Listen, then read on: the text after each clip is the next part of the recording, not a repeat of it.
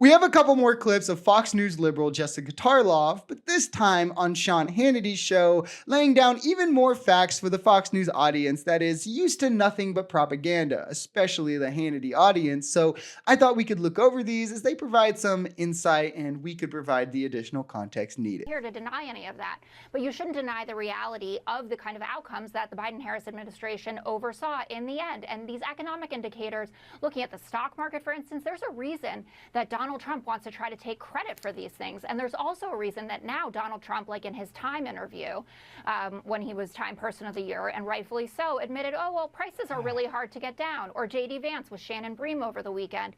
You know, we want to stabilize prices. Or Tom Homan to Republican Congress people saying, you know, we need to be more reasonable about this deportation force. And we won't be able to get everybody out. They're backing off of the promises that they made to the American people because they know they're not going to be able to achieve them. She's spot on here. And this is why Republicans right now are trying so hard to push narratives about Democrats lying about Biden on the campaign trail, because every accusation is a confession and they want to cover up how their MAGA representatives are currently walking back all of its lies that it made on the campaign trail. It's also why they're trying so desperately to give Trump credit for anything that they can that Biden is doing or that is happening under the Biden presidency. Oh, the stock market is up. That's because Trump is coming into office. Oh, peace in the Middle East. That's because Trump is coming into office. Border crossings down. That's because Trump is coming into office. It's because they're hearing Trump literally let them know they've been duped. He's not going to be able to do half the things he promised. So they're preempting the cope with things they can pretend he accomplished. Like, it's so weird because in reality, the fourth slimmest popular vote margin in history that enabled his victory, that was less than 100,000 votes in most swing states, was because those in the middle felt prices were too high under Biden and maybe they change under Trump. Well, he's already said they won't. He said that it's going to be hard to do that. J.D. Vance said, at best, we can stop them where they are. And the borders is saying they won't even be able to do those deportations he promised time and time again. So great job, MAGA. You really own the libs. At least those trans girls are out of badminton. I'm sure that'll bring down the price of eggs. With all these billionaires we have running our government now, the establishment has been defeated. What grade will you give Joe and Kamala for their time in office? A B, I guess. A B? Yeah. Well, for brutal. B. I'm a perfectionist, so that would upset me if I had gotten a B. A B for bad? No. You're not grading on a normal scale? Listen, a B for very bad. I do not think that when people look back at the Biden-Harris administration that it is going to be at this 65% disapproval level. There is a lot that has been done for the country through things like the PACT Act, the CHIPS and Science Act, the infrastructure, the bipartisan infrastructure bill. They're very, very, very good for this country. But there's no doubt they're leaving in a cloud of disapproval. So what do you want from me? Yeah. And this is where you can really see the cultural lens MAGA has to put on everything, the identity politics, if you will, because Joe Biden is objectively the most legislatively successful president of this generation. He passed more legislation than any other president. This is objective. He objectively did a great job steering us out of the pandemic. He avoided recession at every turn, outdid projections at every turn. This is something Trump also couldn't do. We went into a recession in his attempts to try to rebound us during 2020. Again, this is objective. And objectively, even measuring just outside of COVID, Biden outperformed Trump in almost every economic measure. The one is inflation or prices, CPI, right? Which the trend for inflation started to spike before he was in office. So how much he can be blamed for that is debatable, right? Is it 20%? Is it 40%? Is it 5%? Crime is objectively down. More people are objectively insured under health coverage. And these are just objective things. Like, you can't argue with them, right? At least if you're living in reality. MAGA will argue with anything. But if you're living in reality, these are objective things. If we go to subjective things like, student debt relief, things like that, climate change investment. I mean, there's even more that we could go on, but the right wouldn't like those. So we'll stick to objective. However, what the right will do instead is ignore all of this and be like, but immigration. They can't tell you why immigration is bad because objectively, immigrants don't take jobs.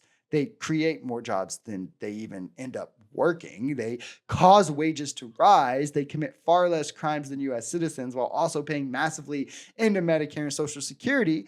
But to the right, it's all about culture. White majorities, white culture. And they don't think it's identity politics because it's the white race they're focused on. But that's what they care about, being eroded away. And this is the sole reason they don't like Biden. But as we spoke to in the other video, they can't just say that, right? So instead, they have to try to paint this moral high ground, where how to do this is they try to paint these things or attribute these things to him that objectively have nothing or little to do with him, like Russia-Ukraine, despite the war starting in 2014, or in the Middle East, despite Trump escalating tensions, moving the embassy to annexed lands, leaving Palestinians out of the Abraham Accords, or in Afghanistan, despite Trump being the one who signed the withdrawal timeline and leaving minimum amount of troops to defend our heavy and expensive machinery. Like, this is how they pretend to have the moral high ground when really it's underlying bigotry, cultural, racial issues that they really care about. Insecure in small towns, big cities, and is the world more safe and secure? Well, the crime rates are down. Yeah, well, I'm going to make the argument that the crime rates are down. I'm going to make the argument that now, once they started addressing the border crisis, which was ignored for the first 3 years, that you do have border crossings down substantially. It's getting up to 55, 60% down. We have better cooperation with Mexico about that, working with President Trump. Oh my gosh, it's the truth, though. Look at the numbers on it. Not only is it all true, but Trump and MAGA will be taking credit for all of this within 1 month. I will bet any amount of money for this. Before Trump passes any legislation on the border, he will tout successes at the border. But I do disagree with something Jessica had to say here. It wasn't ignored for 3 years. Biden immediately got to work on this. He overturned Remain in Mexico on day one, which was a failed and racist policy. Border crossing spiked twice with it in place, so clearly it was a trash, failed piece of legislation. He overturned other Trump terrible measures as well. He did fail in leaving the cages, however. I objectively can admit that. But within his first week, Biden put forth massive border legislation. The U.S. Citizenship Act of 2021. Are we pretending this doesn't exist? Republicans literally said no to this because they were mad that he overturned Remain in Mexico. So they left the border as an issue that was going to be ignored. Biden, not having a 60-seat majority, kind of had his hands tied. But he still tried to get these passed in different spending bills, to which Republicans threatened to just let the government shut down if he kept them in. So he had to pull it out. Biden then went on and said, okay, and urged Congress for 2 years, send me a bill on the border and I will sign it. Before they then finally worked one out, Trump then said, hey, no, guys, kill it. I need to be able to run on this. I don't have any policies. So Republicans voted against their own bill in which all of their asks were met. Again, if Trump does manage to pass immigration reform, we're going to do a video where we cover what's in that bill versus what was in the bill that Trump told them to kill. Guarantee everything that was in this bill is going to be in that one.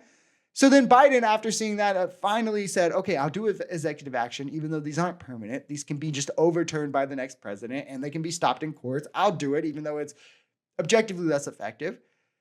The idea that this all could be blamed on Biden and not Republicans for refusing to play ball is kind of hilarious. Like, imagine it in this scenario. You're playing basketball. You have 3 seconds to go. Your team is down by 1 point. You're wide open. Your teammate has the ball and he's looking right at you. And he just goes, nah, I'm not going to pass. I don't really feel like it. So you lose. And then your teammate comes up to you and he's like, what the heck, man? Why didn't you come get the ball yourself? Like, this is what MAGA is trying to do in framing this issue as like the Democrats.